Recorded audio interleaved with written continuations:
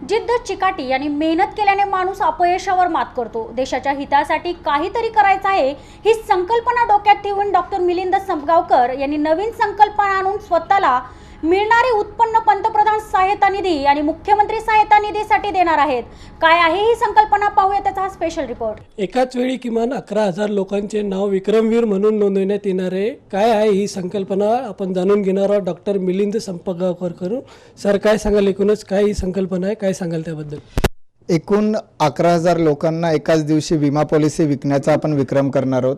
या विक्रमातून येणारे सर्व पैसे PMO CM रिलीफ फंडमध्ये आपण डोनेट करणार आहोत आणि प्रत्येक विमाधारकाला जवळपास 30% त्याचा प्रीमियम कमी पडणार आहे। याच्यासाठी फक्त कंडिशन एकच आहे की त्या व्यक्तीचं आधार कार्ड असणं गरजेचं आहे आणि त्याने आपल्याला 10 ऑगस्टच्या पूर्वी संपर्क करणं गरजेचं आहे। येणारा पैसा PM आणि CM रिलीफ फंडकडे येणारं संपूर्ण कमिशन पुढील 20 वर्षासाठी आपण देत राहणार आहोत। आणि आजपर्यंत जागतिक स्तरावर भारताचं नाव विमा क्षेत्रामध्ये म्हणावं तसं अग्रेसर नाही आहे।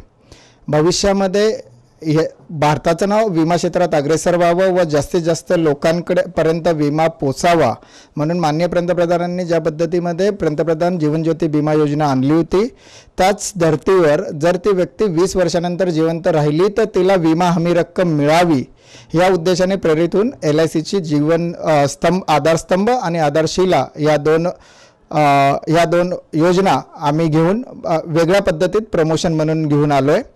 ह्याच्यामध्ये आमचा उद्देश हा पूर्णपणे सोशल रिस्पॉन्सिबिलिटी म्हणून एक प्राईम मिनिस्टर रिलीफ फंड आणि चीफ मिनिस्टर रिलीफ फंडमध्ये सर्वसामान्य लोकांचा जास्तीत जास्त सहभाग व्हावा हा असणार आहे। आम्हाला जास्तीत जास्त लोकांपर्यंत फक्त चीफ मिनिस्टर आणि प्राईम मिनिस्टर रिलीफ फंड पोचवायचा आहे की जेणेकरून भविष्यात जर देशावर किंवा राज्यावर काही संकट निर्माण झाली तर त्यामुळे अर्थव्यवस्थेवर इतर असे कुठलेही दुष्परिणाम होऊ नये। आपला PM आणि CM फंड हा स्ट्रॉंग असला पाहिजे, ही त्याच्या मागची कन्सेप्ट आहे। सर, काय सांगाल, कधी या संकल्पनेला सुरुवात झाली, अर्जाची सुरुवात कधी झाली आणि कधी विक्रमाची नोंदणी किंवा विक्रम कधी जाहीर होणार आहे, काय सांगाल? आम्ही 1 जून 2017 रोजी या विक्रमाची सुरुवात केली आहे। 1 जून 2017 पासून आम्ही सोशल मीडियाच्या मार्फत अनेक लोकांपर्यंत पोहोचलो आहे। आम्ही 10 ऑगस्ट 2017 पर्यंत आम्ही याचे नाव नोंदणी, अर्ज भरणे, त्याचं स्क्रुटिनी करणे, म्हणजेच आपण आधार कार्ड घेऊन आमच्या ऑफिसमध्ये यावं आणि तो नाव नोंदणी पूर्ण करावी अशी संकल्पना आहे। यानंतर 12 ऑगस्ट रोजी आपण सर्वांचे फॉर्म एकत्र करून LICला कंबाईंड असे ते लॉग इन करणार आहोत। त्या दिवशी त्या विक्रमावर शिक्कामोर्तब होणार आहे।